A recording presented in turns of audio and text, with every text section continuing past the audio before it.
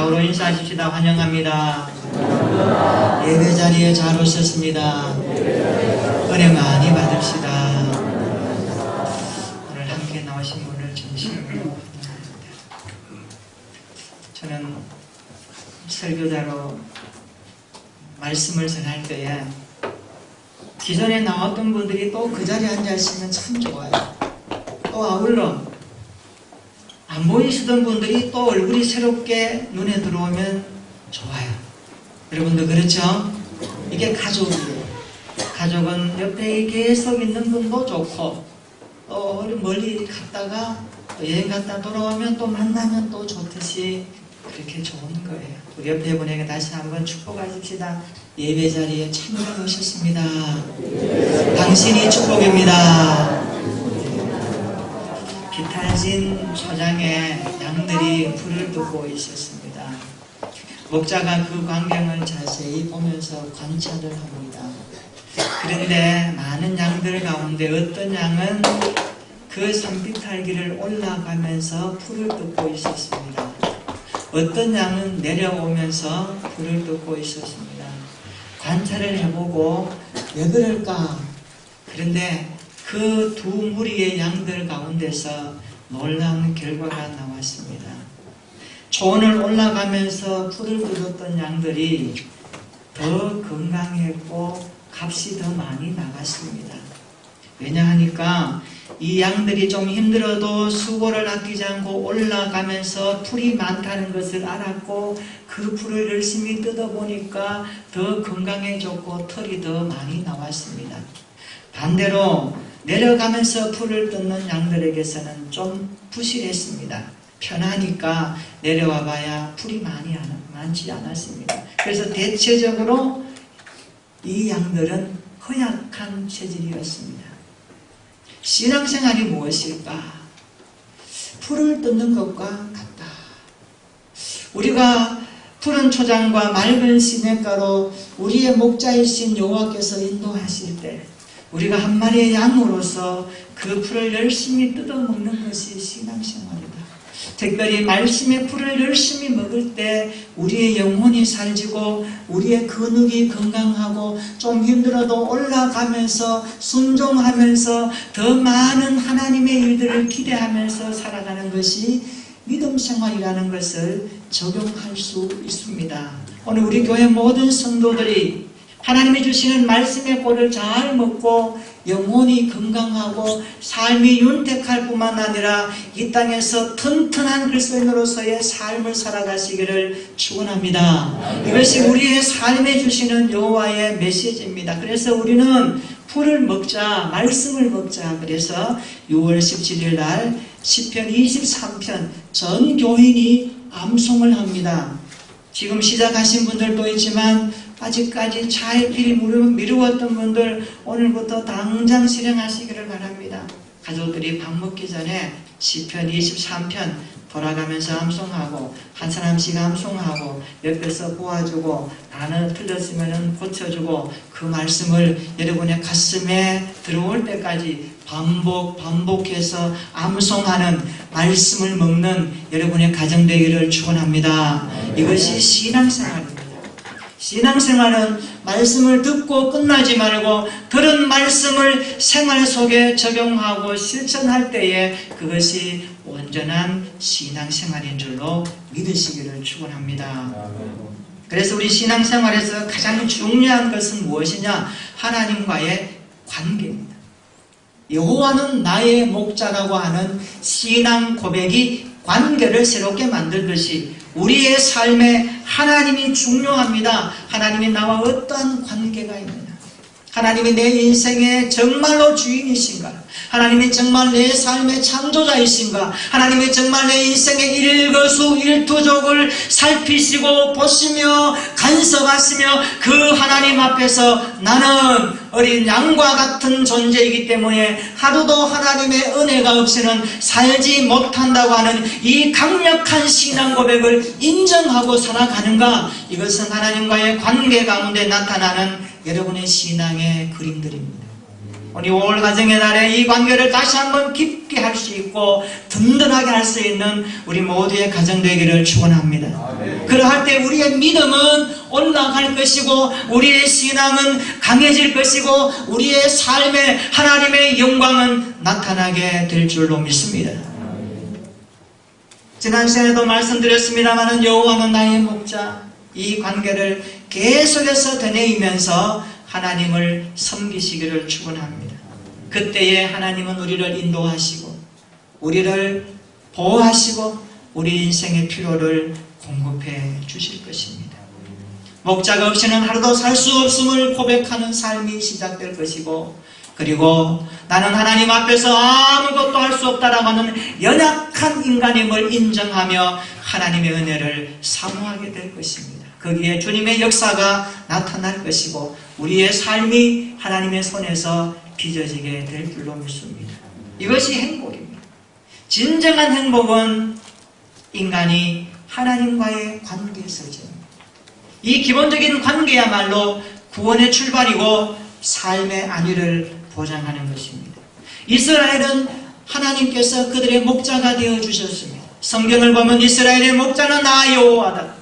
너를 출애굽시켰고 광야 가운데 함께했고, 그리고 너희가 애굽에서 고통당할 때도 너의 고통의 소리를 들어주었고 그 부르짖음을 들어주셨고, 그리고 그들과 세운 언약을 기억하시면서 그들을 출애굽하신 분이 나 여호와 하나님입니다.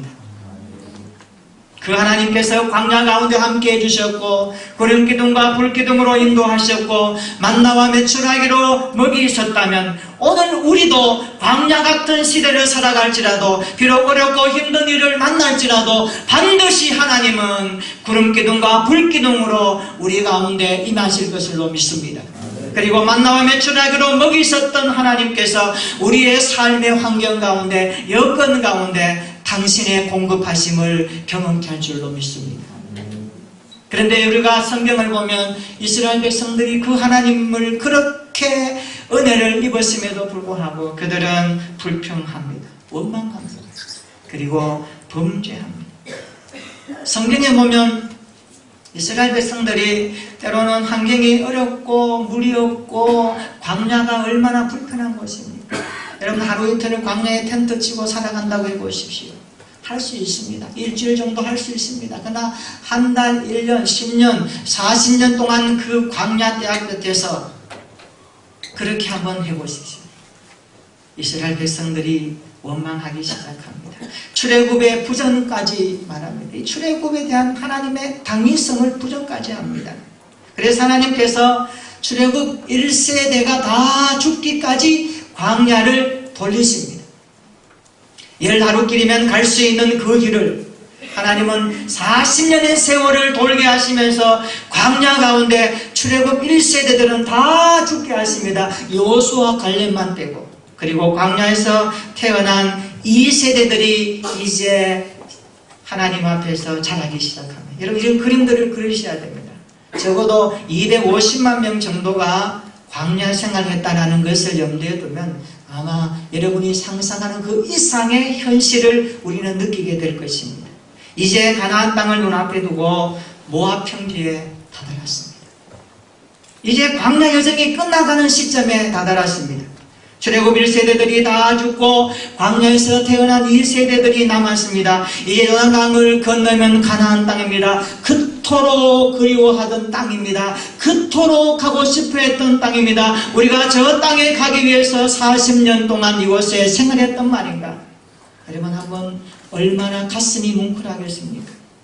그래서 오늘 신명기 성경은 광야 2세대들을 앞에 놓고 모세가 당부하는 고별적 설교가 신명기 성경의 중심 내용입니다. 한 3편의 긴 설교가 이 신명기 성경을 이루고 있는데 출애굽기와 레위기와 민수기에 있던 내용들을 반복해서 요약해서 말씀을 재해석하는 내용이 신명기 성경입니다. 광야에서 새로 출생한 이 세대들 한번 보십시오. 여러분 눈앞에 보이셔야 됩니다.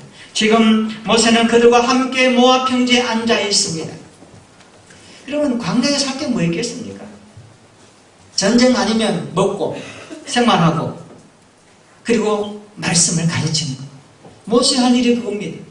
이제 모세가 볼 때에 앞에는 요단 강물이 넘실대고 이제 얼마 안 있으면 너희들이 저 땅을 차지하고 가야 될 텐데 그 땅에 가서 살아낼 수 있을까?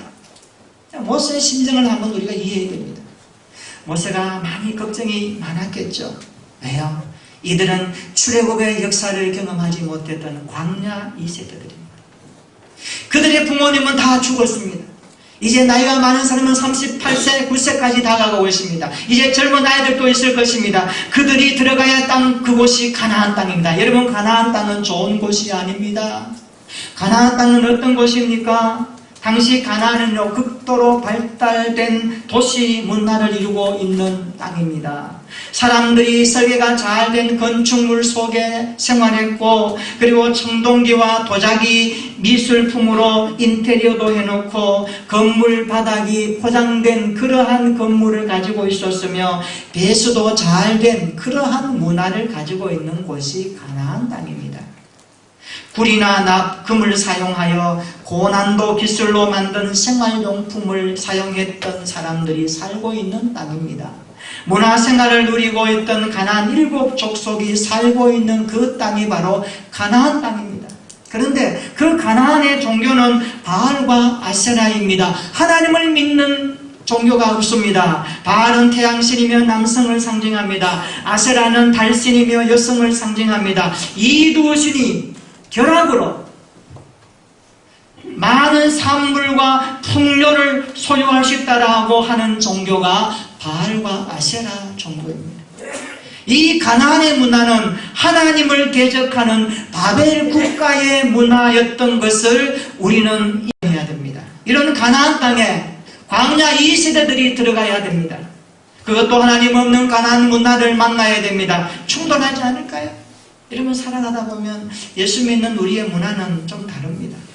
좀 거룩하고 성별되고 세상 사람들이 누리는 문화와 다릅니다. 여러분, 그때 어떻게 해요? 두 문화가 충돌하지 않습니까? 그러면 갈등이 일어나면 그럼 조정을 하죠. 그래서 버릴 것은 버리고 취할 것은 취합니다. 근데 궁극적으로 그리스도인들은 거룩한 하나님의 자녀로서 세상 문화를 뛰어넘고 세상 문화를 이길 수 있는 힘이 있어야 합니다. 그래야 우리의 삶에 하나님의 영광이 드러나는 것입니다. 세상 문화에 함몰되고 세상 문화에 답습되고 세상 문화에 종속되어 버리면 기독교 문화는 가치관을 상실하는 것입니다. 오늘 시대는 우리가 그런 삶을 살고 있는 것입니다.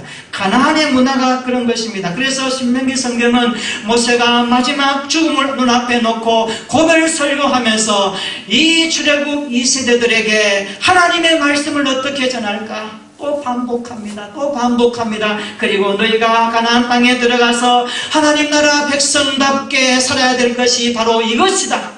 이것을 너희가 붙들어야 된다. 그것을 말씀하는 내용을 오늘 모세가 당부하고 있는 것입니다. 그래서 신명기 성경을 보면 1장에서 3장에 보면 모압 평지까지 오게 된 이야기를 쭉 나열합니다. 특별히 가데스 바네아에서 12정탐꾼의 사건을 1장부터 3장까지 쭉 나열하면서 가르쳐 줍니다. 4장부터 13장까지는 광야 2세대들에게 당부합니다. 너희가 가나안 땅에 들어가면 하나님이 주신 십계명의 말씀을 잊지 말아야 한다. 그때 주신 말씀을 적용하면서 가나안 땅에 들어가야 된다. 그리고 가나안 종교와 문화를 너희가 정복해야 된다. 그리고 14장부터 26장까지 보면 가나안 땅에 들어가서 생길 여러 가지 상황들에 대해서 모세가 정보를 주고 있습니다. 식품에 대한 위생, 소출에 대한 11조를 어떻게 할 것인가, 토지법, 인권, 6월절, 77절, 그리고 초막절, 제사장과 그들의 몫은 어떻게 떼어 모아야 할 것인가, 가나안 땅에 대해서 그곳에 있는 박수무당을 어떻게 우리가 대해야 될 것인가, 술객들에 대한 정보도 주고 있습니다.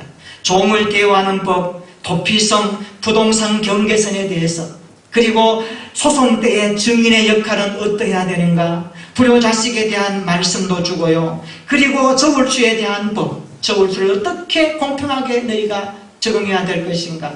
아말렉 사람들을 어떻게 진멸해야 될 것인가? 가나안 땅에서 농사를 처음 지었을 때에 열매를 거두었을 때 어떻게 신앙인으로 하나님 앞에 드릴 것인가? 이런 내용들을 차근차근 모세가 그 신세대들에게 설교하는 것입니다.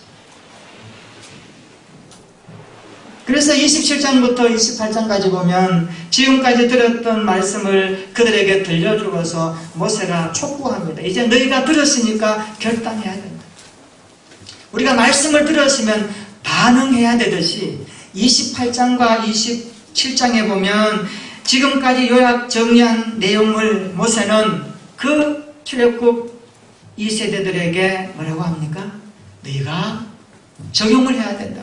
너희가 결단하라. 그래서 결단을 촉구하는 새로운 명령을 주면서 뭐라고 합니까? 너희가 당장 이 요단강을 건너가면 돌비를 세워라. 그리고 돌비를 세움으로 통해서 너희가 그리심 산을 축복의 산으로 정하고 에발산을 저주의 산으로 선포해서 그 앞에서 백성이 의식을 행하면서 하나님 앞에 결단하라. 순종할 것인가 불순종할 것인가, 들을 것인가 안 들을 것인가, 예스 할 것인가 노 할 것인가, 너희가 결단해야 된다. 그것까지 오늘 모세는 촉구하고 있습니다. 그리고 오늘 본문이 시작하는 내용이 바로 오늘 내용입니다. 오늘 29장과 30장은 그 유명한 모압 평지에서의 언약을 말씀하고 있습니다. 모압 평지에서 우리가 계약을 하자, 약속을 하자, 이제 들은 말씀대로 내가 살겠노라고 약속하자, 도장 찍자, 그런 내용입니다. 그래서 시내산 언약은 광야 1세대들과 한 언약이라면 모압 언약은 광야 2세대들과 한 언약이라고 말씀하고 있습니다. 모압 평지에서 주신 언약 왜 중요할까요? 왜 하나님께서 모압 평지에서 이스라엘 그 새로운 세대들에게 언약의 말씀을 주신 이유가 무엇일까요? 성경은 몇 가지 이유를 우리에게 가르쳐 줍니다. 첫째는요, 너희가 복을 받는 민족이 되기 위해서. 신명기 29장 9절에 말씀합니다. 그런즉 너희는 이 언약의 말씀을 지켜 행하라. 그리하면 너희가 하는 모든 일이 형통하리라. 이게 하나님의 마음입니다. 하나님은 당신의 백성들이 복을 받기를 원하십니다. 두 번째는 특별한 관계를 맺기 위해서라고 말씀합니다. 신명기 29장 13절에 보면 여호와께서 내게 말씀하신 대로 또 내 조상 아브라함과 이삭과 야곱에게 맹세하신 대로 오늘 너를 세워 자기 백성을 삼으시고 그는 친히 내 하나님이 되시려 함이니라. 할렐루야. 나와 너와의 관계는 남이 아니다. 아버지와 자식의 관계다. 영적 가족 관계다. 내가 너희를 출애굽시켜서 너희 부모 세대가 죽었지만 하나님은 너희와 함께 하신다. 너와의 특별한 관계 속에 있다. 그것을 모압 평지 언약을 통하여서 재확인하고 있는 말씀입니다. 세 번째, 하나님의 뜻대로 살기를 위해서 말씀하시는 것입니다. 29장 29절 끝에 보면 이는 우리에게 이 율법의 모든 말씀을 행하게 하려 하심이니라 말씀합니다. 모압 언약의 핵심은 이겁니다. 첫째는요, 하나님은 이스라엘을 자기 백성으로 삼겠다는 겁니다. 내가 너를 나의 백성으로 삼았다. 그러니 너는 나를 인정할 것이냐, 그것을 촉구하는 겁니다. 그리고 세 번째, 내가 한 말씀을 듣고 말씀대로 살게 될 때에 안전한 보호와 풍성한 복을 보장하겠다는 언약이 모압 평지에서의 언약의 핵심입니다. 그래서 오늘 본문은 결단을 이렇게 촉구하고 있습니다. 우리 15절 한번 읽어볼까요? 15절. 자, 시작. 보라, 내가 오늘 생명과 복과 사망과 화를 내 앞에 두었나니. 아멘. 생명과 복, 사망과 화를 내 앞에 두겠다 라고 말씀합니다. 19절 한번 읽어볼까요? 19절입니다. 시작. 내가 오늘 하늘과 땅을 불러 너희에게 증거를 삼노라. 내가 생명과 사망과 복과 저주를 내 앞에 두었은즉 너와 내 자손이 살기 위하여 생명을 택하고. 아멘. 너와 내 자손이 살기 위하여 무엇을 택하라고 합니까? 생명을 택하라. 생명을 택하라. 생명을 택하면 너와 내 자손이 살리라. 여호와 하나님은 생명을 주시고 생명을 보존하시고 생명을 회복하시는 하나님이심을 강력하게 촉구하고 있습니다. 저는 이 말씀을 보면서 우리 교회 모든 성도들의 가정이 생명과 복이 흐르는 가정이 되기를 축복합니다. 신앙과 사망과 화가 없는 생명과 복이 흘러넘치는 믿음의 가정들 되기를 축원합니다. 옆에 분에게 한번 말해 주십시다. 생명과 복이 흐르는 가정이 됩시다. 시작. 그렇게 되기를 믿으시기를 축원합니다. 생명과 복이 우리의 가정에 흘러 넘치는 5월뿐만 아니라 우리 평생의 가정들이 되기를 축복합니다. 모세는 광야 이 세대들에게 가나안 땅에 들어가서도 생명과 복이 흐르기를 소망하고 있습니다. 이게 모세의 심정입니다. 이게 영적 지도자의 마음입니다. 우리가 예수 믿고 구원받고 끝나지 말고 내가 하나님의 자녀로서 구원받고 나니까 하나님의 생명이 복음의 능력이 얼마나 크고 놀라운지를 깨닫고 믿고 아는 사람이라면 우리도 영적 리더로서 세상의 사람들에게 이 복음을 말하는 것입니다. 너희의 가정과 삶의 생명과 복이 무엇인지를 아느냐? 예수 그리스도가 너희 인생의 생명이다. 예수 그리스도가 너희의 삶의 복이라고 말해줄 수 있는 이 모세의 마음을 안타깝게 가지고 살아가는 자 가 성도 아닙니까? 여러분 주위의 세상 사람들에게 이것을 전할 수 있기를 축원합니다. 하나님의 백성이 되는 것이 축복입니다. 우리가 이 땅에서 잘 되고 잘 먹고 잘 살고 내가 하는 사업이 잘 되고 번창하는 것이 복이 아니에요. 그것은 뒤로 미뤄놓고 진짜 성경이 말하는 복이 뭘까요? 생명의 주님을 통하여 하나님의 자녀가 된 것, 천국의 사람이 된 것, 이것이 복인 줄로 믿으시기 바랍니다. 이것을 모세가 말해주고 싶은 것입니다. 너희가 가야 될 그 땅은, 그 가나안 땅은 예사롭지 않은 땅이다. 쉬운 땅이 아니다. 너희가 싸워야 되고 너희가 정복해야 되고, 그래서 여호수아 성경은 가나안을 정복하는 정복사를 당하고 있습니다. 여러분 이것이 신앙생활이에요. 피 흘리는 것이 신앙생활이에요. 안주하는 게 아니에요. 영적 피를 흘리는 겁니다.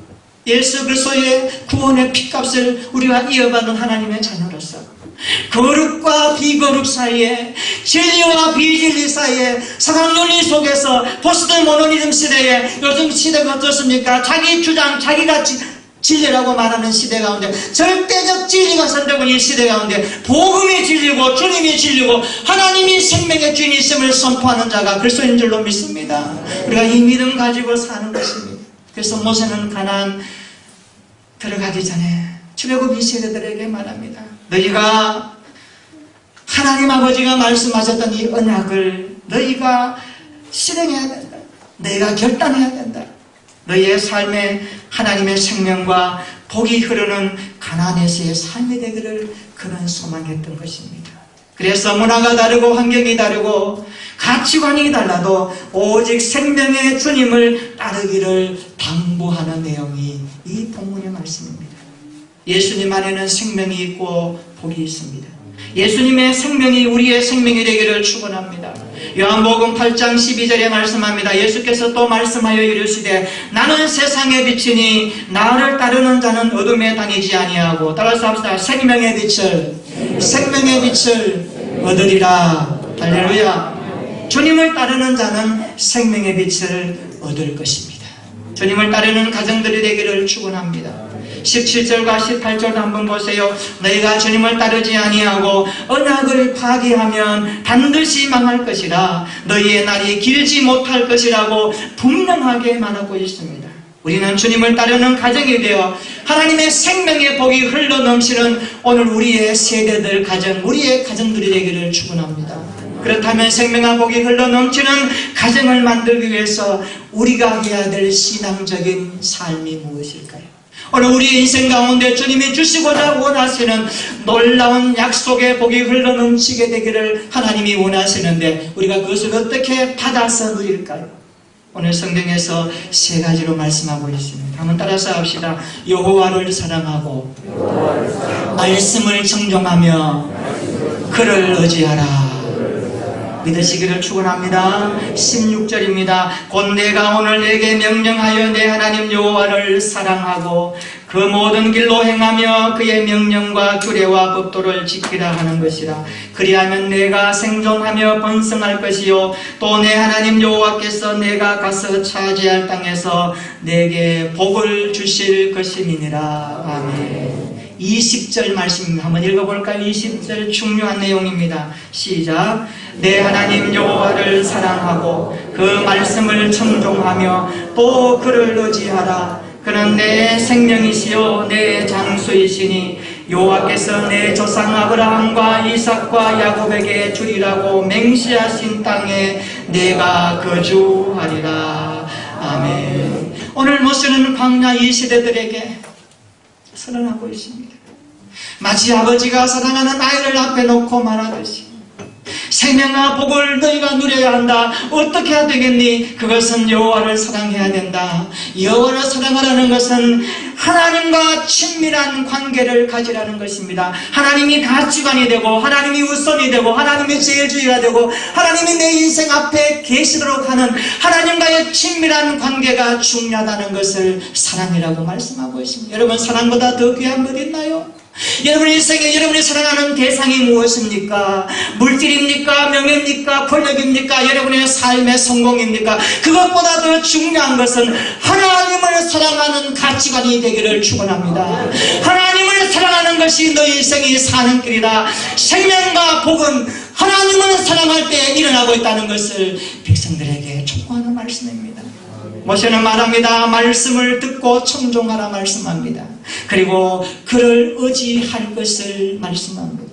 이 말씀이 오늘 우리의 가정에 임하기를 축원합니다. 여호와를 사랑하는 가정, 말씀을 청종하는 가정, 그리고 날마다 주님을 의지하는 가정 되기를 소망합니다. 사람은요, 말씀으로 우리의 삶이 다져지지 않으면요 자꾸 딴소리예요. 여러분, 예수 믿는 사람도 딴소리 하는 것 알아요? 예수 실컷 잘 믿었는데 딴소리 막 해요. 말씀과 빗나간 생활, 말씀과 전혀 다른 것을 말해요. 왜 그런가 해서 우리 안에 말씀이 없어서 그래요. 말씀이 우리의 삶을 해석하고 우리가 말씀 따라 삶을 바라볼 수 있는 영적 지각과 판단력과 그리고 하나님이 주신 그런 말씀의 가치관이 없으면요 자꾸 자기 중심적으로 말해요. 저희는 하나님의 말씀을 듣고 하나님의 말씀대로 해석하고 하나님의 말씀을 말하는 공동체인 줄로 믿습니다. 내 말이 아니라 하나님의 말씀을 말할 수 있을 정도로 우리는 성숙해야 됩니다. 훈련되어야 됩니다. 하나님의 말씀의 가치관을 가지고 살아야 합니다. 그래서 교회는 주님의 소리를 내야 할 줄로 믿습니다. 주님의 소리는 말씀입니다. 하나님을 사랑한다면 말씀의 소리에 반응해야 합니다. 말씀의 소리에 청종해야 됩니다. 말씀을 듣는데 그치지 말고 들은 말씀을 생활 속에 적용하며 나가야 합니다. 그렇게 될 때에 하나님께서 약속하신 은혜가 임하는 것입니다. 하나님은 자신의 목적과 뜻을 우리에게 말씀하실 때요 반드시 성령에 의해서 기록된 말씀 성경과 기도할 때와 그리고 교회와 우리의 환경을 통하여서 말씀하신다는 것을 성경이 증거하고 있습니다. 그리고 사람에 따라서 다양하게 하나님이 말씀하십니다. 경북 봉화군 명호면 만리산길 613 주소에 가면 봉화 온누리 교회가 있습니다. 그 교회에 권사님이 있는데 그 권사님의 간증입니다. 이분이 서울에서 미용실을 하고 있었습니다. 그 권사님은 원래 미용실을 하면서 있다가 늘 말씀을 가까이 하고 어느 날 예레미야 말씀을 묵상하는 가운데 성령께서 마음에 자꾸 감동을 주시더라는 겁니다. 집과 밭과 포도밭을 사라. 예레미야 32장 15절의 말씀이 자꾸 마음에 들어왔어요. 그래서 이 권사님 어떻게 할까? 하나님 나에게 밭을 사라는 것인가? 산을 사라는 것인가? 그런 생각을 하면서 이제 전국을 좀 이렇게 다녀보기 시작했습니다. 하나님 이것을 말씀하실 때는 뭔가 뜻이 있겠지 열어놓고, 그런데 자기가 봉화에 가서 어떤 산 하나를 봤는데 그 산이 마음에 막 와닿던 거예요. 그래가지고 그것을 살까 말까 하고 또 계속해서 말씀을 묵상하는데 이번에는 여호수아 성경 말씀에서 산악 지형일지라도 내가 스스로 개척하라 이런 말씀이 묵상하는 가운데 마음에 자꾸 들어왔어요. 그리고 요수아 18장 3절의 말씀처럼 그 땅을 차지하러 가는데 왜 그렇게 지체하느냐, 이런 말씀이 들어와서 이 권사님이 결단을 했어요. 내가 이 산을 사겠다. 그래서 그 산을 사가지고 남편과 함께 서울 모든 생활 정리하고 내려와서 그 산에 가서 살았어요. 여러분, 상식적으로 이해가 안 가죠. 남편과 함께 사과나무를 심었습니다. 그리고 재배하면서 열심히 살았습니다. 아무도 없는 산꼭대기에 십자가를 세우고 교회를 세웠습니다. 주일마다 예배를 드렸습니다. 얼마나 고독한 삶이었을까요? 그런데 놀라운 일이 일어났습니다. 이건 실제적인 일입니다. 가서 물어보시면 됩니다. 놀라운 일이 일어났는데요, 그 권사님이 재배하고 있던 그 과수원에서 결실하고 나왔던 그 열매 사과가요, 전국 사과 품평회에서 1등을 한 겁니다. 1등을 한 거예요. 그래서 봉화군에서 전량 이것을 다 수매합니다. 그래서 외국에까지 수출하겠다라고 그렇게까지 되어졌습니다. 그래서 최고의 과일로 품평을 받았습니다. 포메가루요, 한 상자가 12만 원입니다. 또 군수가 어느 날 찾아와서 내가 군에 있는 재정으로 10억을 추차해서 그 산꼭대기까지 길을 내주겠다라고 말합니다. 이게 있을 수 있는 일입니까? 눈이 오면 올라갈 수 없으니까 모노레일까지 깔아놓았습니다. 대단하죠? 그리고 산꼭대기에 교회를 세웠는데 교인들이 30명까지 거기 올라와서 예배를 드립니다. 중요한 게 무엇입니까? 그 권사님이 말씀을 듣고 순종했다라는 사실입니다. 여러분, 똑같은 말씀이지만 여러분의 상황과 형편에 하나님이 다 말씀을 주실 때에 어떻게 반응하느냐는 여러분의 몫입니다. 우리가 주의 말씀을 천번 만번 들어도, 은혜 받았다고 해도 들은 말씀이 내 삶 가운데 만져지고 보여지고 경험되는 레마의 말씀으로 내 삶 가운데 역사하는 하나님을 경험하는 것과 기록된 말씀으로 끝나는 것과는 천지 차이입니다. 그래서 우리는 날마다 생각지도 못한 하나님의 일들을 경험하기를 원한다면 우리에게 말씀하시고 우리를 사랑하시고 우리를 하나님의 자녀 삼아주신 그 목자의 음성을 날마다 듣고 살아가는 믿음의 모습이 있어야 될 줄로 믿습니다. 누구나 그냥 스쳐 지나가는 말씀일 수 있는데 그는 순종했던 것입니다. 가정이 무엇일까요? 어떤 분이 이렇게 표현합니다. 가정은 아기의 울음소리와 어머니의 노래소리가 화음을 이루는 곳이다. 가정은 무엇입니까? 따뜻한 심장과 행복한 눈동자가 함께 만나는 곳이 가정이다. 가정이 무엇입니까? 상처와 아픔이 치유되는 곳이다. 기쁨과 슬픔을 함께 나누는 곳이 가정이다. 부모가 존경받고 자녀가 사랑받고 그리고 기쁨의 공동체가 가정이라고 말합니다. 올 가정의 내용입니다. 우리의 가정이 어떤 가정이 되기를 그림을 그려야 될까요? 여러분, 주보에 나오면 생명의 말씀 양식란에 보면 내가 더 그 장군의 아버지가 자녀를 향한 기도문을 적어 놓았습니다. 5월달에 많이 활용하시기를 바랍니다. 우리의 가정이 어떤 가정이 되기를 하나님이 원하실까요? 모세가 이스라엘 백성들을 모아 평지에 모아놓고 이제 장차 가서 살아야 되는 가나안 땅에서 어떠한 삶을 살기를 원했을까요? 그것은 하나님께서 주신 생명과 복이 흘러넘치는 믿음의 가정, 믿음의 공동체, 믿음의 세대가 되기를 원하는 그 마음이 오늘 말씀에서 녹아나는 것입니다. 여러분, 이 말씀을 마음에 품고 우리의 가정들이 예수님 안에서 생명과 복이 흘러넘치기를 축원합니다. 하나님을 사랑하는 가정, 하나님의 말씀을 청정하는 가정, 그 하나님을 날마다 의지하는 인생이 되어져서 우리의 인생을 통하여 우리의 삶의 일터를 통하여 가르침과 배움을 통하여 하나님이 주신 그 달란트를 사용하여 우리의 삶의 현장에서 복음을 담아내는 축복의 가문으로 쓰임받기를 축원합니다. 이를 위해서 오늘 이 가정에 달아주신 이 말씀을 마음에 깊이 새기십시다. 그리고 우리의 삶에 사용하십시다. 그리고 결단하십시다. 그리고 이 말씀대로 살아가기를 순종하십시다. 그래서 우리의 삶이 하나님의 복과 하나님의 약속이 흘러넘쳐서 세상 많은 민족과 열방 가운데 주 예수 그리스도의 이름으로 살아가는 우리의 가문들이, 우리의 자녀손들이 하나님께 영광이 되고 세상 사람들에게 축복의 통로가 되는 믿음의 가문 되기를 예수님의 이름으로 축원합니다. 아멘.